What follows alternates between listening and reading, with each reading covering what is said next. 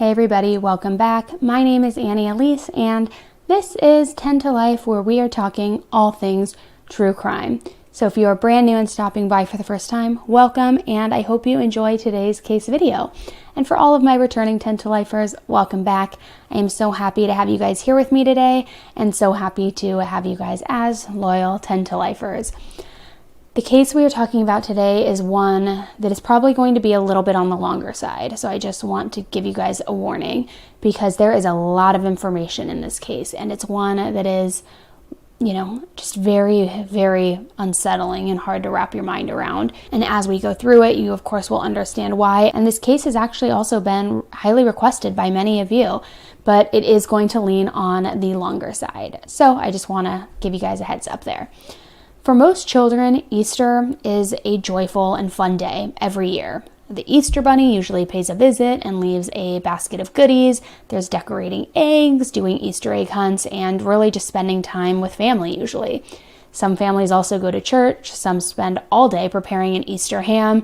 And regardless, when you think of Easter, you usually think of a happy day in the spring. Unfortunately, for one Georgia family, this past Easter would be one of the worst days of their lives. Instead of their house being filled with laughter and fun, it was filled with flames and death and secrets. Local authorities have referred to this family as the House of Horrors, as this case has been developing. And we are finding out more and more disturbing details every single day. So guys, let's get right into it. 10 to Life with Elise starts right now. On April 17th, 2022, in the early hours of Easter morning, a call was made to 911 from an occupant living inside a home located in Loganville, Georgia. Loganville is a city located in Gwinnett County, I hope I'm saying that right, which is about 30 miles from Atlanta. And the call came in at about 4:47 a.m. about a house fire located off a rural dirt road. The caller was Mother Zowey McCue, also known as Karamay, who told dispatch that 2 children were outside and she was still trying to reach 2 more children inside the house. When help arrived, firefighters began working to get the fire hoses through the tree line and into this somewhat isolated home. They initiated a VES, or a vent enter search technique, which is when firefighters enter the home several but short amounts of time, looking in obvious places that aren't yet fully engulfed in flames to find survivors quickly before beginning more extensive search and rescue tactics and going in deeper. The firefighters primarily utilized the windows on the exterior of the home to search for the 2 remaining children. Tragically, once the fire was contained, the body of 10-year-old Zowey McCue was found trapped inside a windowless bathroom in the interior of the home. Karina called her husband William, who was working at the Waffle House, to let him know what had happened. Another one of their children, who was 17 years old, was also at work, and 2 children were safe in the yard out front. However, one other child, 15-year-old Nathaniel McCue, was unaccounted for still. Firefighters and other emergency personnel conducted multiple aggressive searches in order to find him, but he was nowhere to be found. Due to Zoe's perishing in the fire, it was assumed that Nathaniel must have died as well in that fire and was maybe somewhere buried inside the rubble of the home. The search continued for hours into the morning until around 9 a.m. when a call was made letting officers know that a distressed child was located at a nearby church. And that child was in fact Nathaniel, who was described as acting so bizarrely that the deputies on the scene had to use crisis intervention strategies to communicate with him. After learning that he had run away from home, shockingly, Nathaniel confessed to the deputies that he is the one who set the home on fire and that it was on purpose, and that he was aware that his family was asleep inside. Nathaniel was arrested for arson, with many more charges to come. What would make a 15-year-old boy, who is described as being very timid, light his family's home on fire?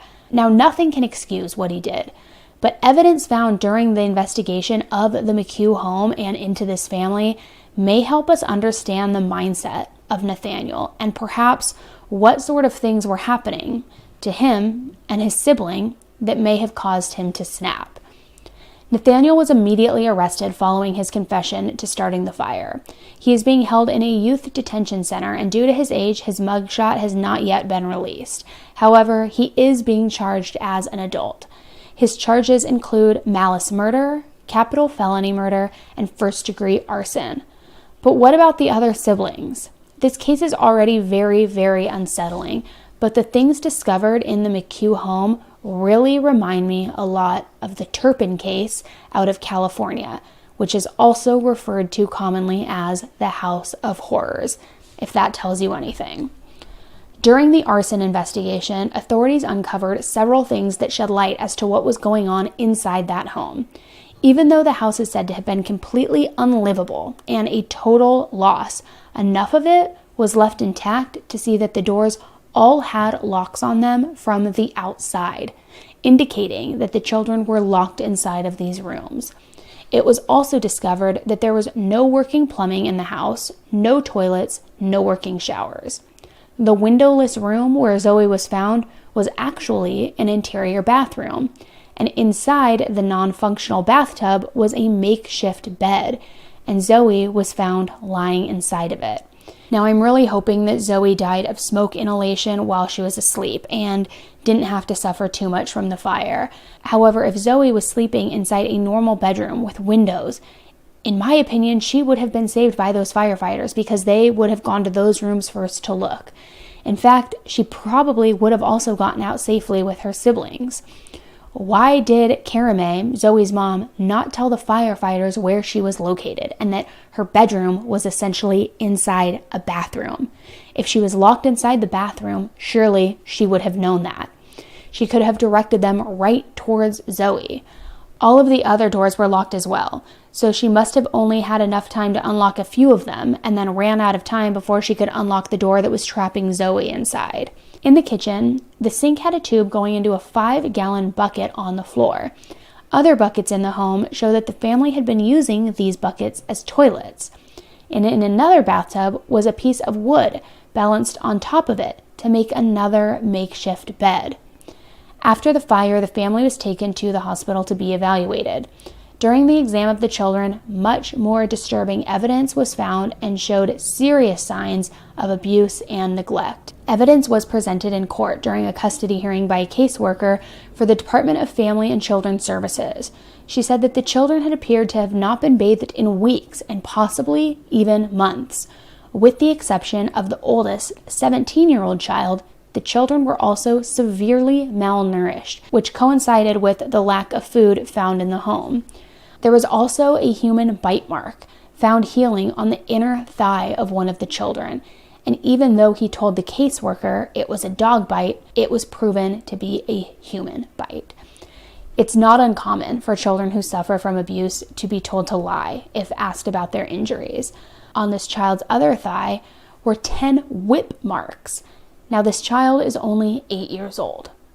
Another child, who was 12 years old, had multiple healing lacerations on his back and bruising on his arms, which he disclosed was from his mother whipping him with a belt.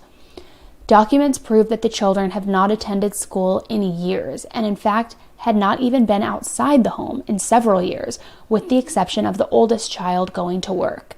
The children had no medical records, and they had no shots or immunization records. They had no sort of documentation or medical history on record. They disclosed to the caseworker that they were locked in separate rooms and weren't even allowed to see each other for months at a time. According to investigators, the children didn't even know how to use a real toilet and had not been taught how to use toilet paper. The children were placed into protective custody, but shockingly, at this time, the judge granted visitation until the next court date that was set to take place a week later. There still was visitation in play here.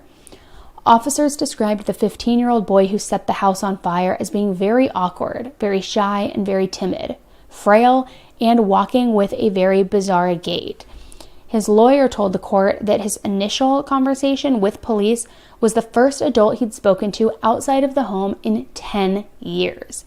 And again, this reminds me a lot of the Turpin children, who noticeably had a very strange way of speaking due to being isolated from the outside world. Now, the gate may be from malnourishment, not being allowed to go outside for exercise that children of course need, or even physical abuse. The Turpins too were locked in rooms, didn't receive medical care, and were abused physically and mentally. And like members of the Turpins' extended family, the McCue's family and the grandparents, the aunt, as well as neighbors, stated that they had no clue what was going on inside the home. The grandfather explained that he had not seen them in years because they locked them inside due to COVID. One of the biggest excuses and reasons we have seen out there for this escalation and surge in cases like these. People are unfortunately able to get away with a lot more because they lean on COVID. According to the neighbor living next door to the McCues, he had only ever seen children in the yard one time in 15 years, and that they ran away when they saw him. He said, and I quote, "People around here kind of knew that something wasn't right. They never left the house. If they did, they left early in the dark and returned at night in the dark. From my knowledge, they were homeschooled." Other people stated that they never see family at the store, at the gas station, and that many people had concerns about the parents, which I can't help but wonder if that many people were concerned or worried, why had nobody drawn attention to it or made a call to make sure that everything was okay. The following custody hearing was set to take place on May 9th, 2022, but when William and Kara May caught wind that they might be facing possible charges, they split and they left town. Police are still searching for the couple, who were last seen at a local hotel and then left driving a white 2017 Honda Accord. They have now been charged with first and second degree cruelty to children and false imprisonment. In Georgia, a first-degree cruelty to children charge means that a parent or a guardian willingly deprives a child under 18 with necessary sustenance to the extent that a child's well-being is jeopardized. Second degree is when a person with criminal negligence causes a child under 18 cruel or excessive physical or mental pain. Both of these felony charges can lead to a prison term between 1 to 10 years.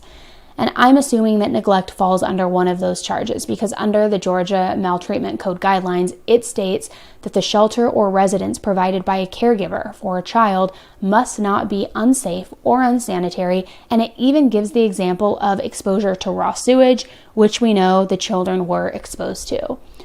Under the negligence guidelines, it also states that parents cannot withhold food and must provide essential medical and dental care for a child. Educational and cognitive neglect would be when a parent fails to provide proper education, and obviously these children did not go to school and were not receiving any type of homeschooling either. The things that these children have gone through is just so unsettling and horrible. I can't imagine the amount of therapy and rehabilitation it's going to take for them to get on track to a normal and happy childhood. And thankfully, the children are now placed with a safe foster family. And I say that with a grain of salt because I really hope that this foster family will provide the love and care for these children that they deserve, because we saw with the Turpin children that not all foster homes are loving and nurturing and have good foster parents, because the Turpin children experienced even more abuse and kind of, in some cases, worse abuse in their foster homes that they were then sent to. And they were just failed miserably by the system, which I will link the videos to all of the Turpin coverage also below in case you are interested in learning more about that case or seeing the update that just came out last month of these new foster parents being charged. However, I do hope that all of these children can move forward. But one of the children who will not be getting that opportunity is the 15-year-old Nathaniel. Now, I'm, again, not excusing his behavior by any means, but think of the abuse that this boy experienced throughout his life. I think it's going to be very important for the court to consider where he was at mentally when he decided to light this home on fire. Maybe he did it as a way to escape the home. Maybe he did it hoping that it would set all of the kids free and that they wouldn't have to be locked in this house anymore. That by lighting the fire, the firefighters would come, everybody would come out of the house, and they could disclose what had been going on inside of the house. Or maybe he just had experienced so much psychological abuse in his short life that he snapped and made a very rash decision. he now is going to be charged with capital murder due to Zowey being under the age of 10, which in Georgia is a mandatory life sentence with or without parole, or even the death penalty. Obviously, I don't think that they can give a 15-year-old the death penalty, but the law states that capital punishment may apply to defendants 17 years and older. So it is interesting because he is being charged as an adult. The mother of William McCue was interviewed following him and his wife fleeing, and this is what she had to say. County parents accused of abusing their kids and refusing to allow them to leave their home for years. They're still on the run tonight after failing to show up for court today. The family's grandmother is only speaking with Tracy A. McPeer about the allegations and the search for her son. Tracy. Well, right now the state is seeking to keep the children in foster care. And I spoke with the grandmother who has this message for the parents. Come home now. We have no clue where they went. Mary McCue says she hasn't been in contact with her son William McCue and his wife Karina since last week and was as surprised as police to learn they had allegedly skipped town. Even if he called us and that stuff, we do have to report it. So that may be why he's not calling us. Warrants accuse the parents of not allowing their children to leave the property their entire lives, preventing the children from receiving education, and depriving the victims of basic medical care and basic nutrition and hygiene for years. McCue says she was unaware of any concerns about the kids' well-being. No, I wouldn't have known any of these things. I saw their kitchen and it was spotless. The abuse and neglect allegations only came to light after the McCue's 10-year-old daughter Zowey was killed when their home caught fire on Easter. Their 15-year-old son is charged with murder, accused of intentionally setting the fire. The court hearing today was to determine whether the parents' 3 other children should remain in foster care moving forward. But because the parents didn't show up, the hearing was rescheduled for July. Mary McCue says she's hoping her son turns himself in soon. If it's not true, why run? They got scared. Yeah, with all that stuff being said, yeah, they're scared. So they need to come and set the record straight.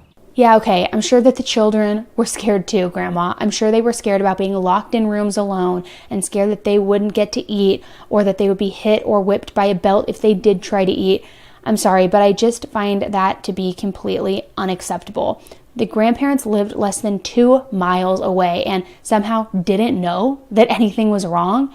The kitchen was spotless. Did you not notice that there was a tube coming in from the kitchen sink and into a toilet bucket? Did you not know there were multiple toilet buckets? Did you not smell everything and the odor inside of that? How could they have not known that children were being locked in that house day and night? This, in my opinion, has been going on far longer than COVID. So that is not an excuse. How are the grandparents so unaware that the children didn't go to the doctor, that they don't go to school, that they don't know how to use a toilet or toilet paper? How do they not see that they are severely malnourished and are not bathing?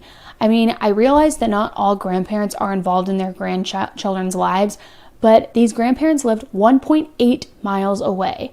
You can walk that distance in literally 30 minutes.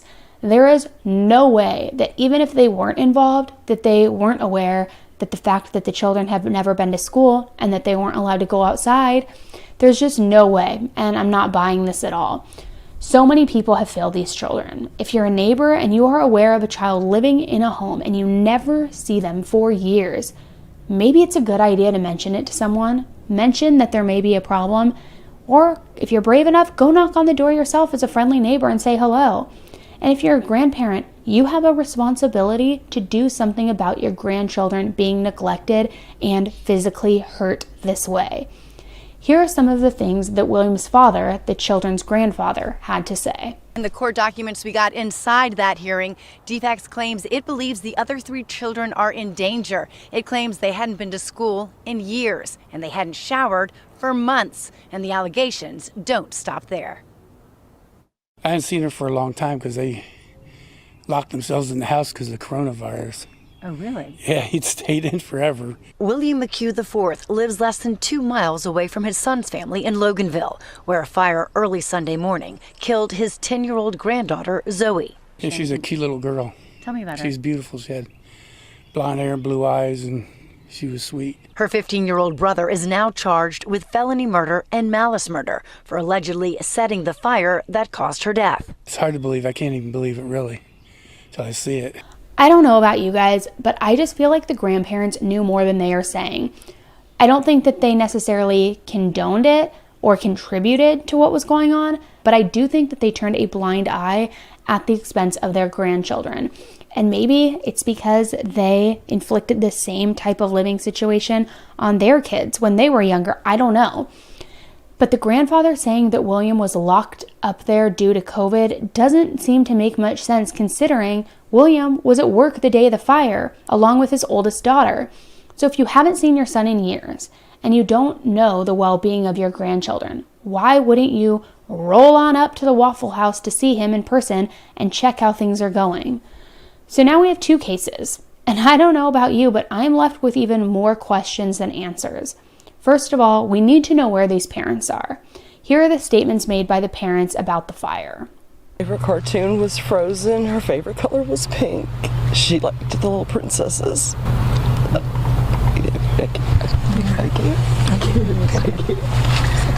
Karina McCue broke down in tears thinking about her 10-year-old daughter Zowey, who died when the family home went up in flames Easter morning. Zowey's mother and two of the children made it out safely. Police say Zowey's 15-year-old brother intentionally started the fire at their Loganville home. I love my son, and, I don't understand this. On top of the loss of their home and their daughter, the McCues are now facing charges of neglect and abuse. DFACS says their 5 children don't go to school and haven't left the house in years. McCue says they're homeschooled and kept them home often during COVID. Mainly stated out of public eye because of coronavirus. He says there are some problems, like the house didn't have plumbing, but he was working on it.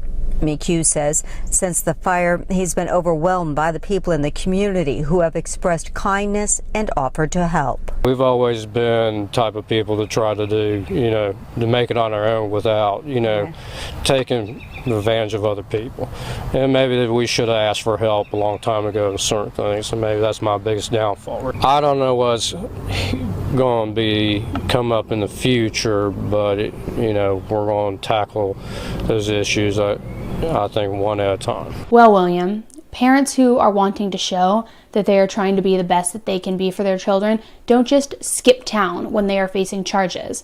And I can see keeping your family at home due to COVID, but that doesn't explain why they were locked in their rooms from the outside and not allowed to play outside in the yard. You can't get COVID from just being in your own front yard. If the allegations aren't true, why not fight with everything you have to prove them to be false so that you can get your children back? I don't know of any good, loving parent who wouldn't be absolutely ripped apart if their children were placed in foster care and had to be away from them like that. And let's talk about little Zowey. Wouldn't you be wanting to plan the memorial, the service, be involved, make sure that your children are okay and grieving properly, not fleeing town? It just shows, in my opinion, a sense of guilt and selfishness, honestly. He definitely doesn't sound like somebody who just lost a daughter. I would expect that kind of demeanor from a father whose son just lit the house on fire, seeming angry or maybe kind of stressed or worried. But you'd think he would be a little more emotional considering his 10-year-old daughter was in that house.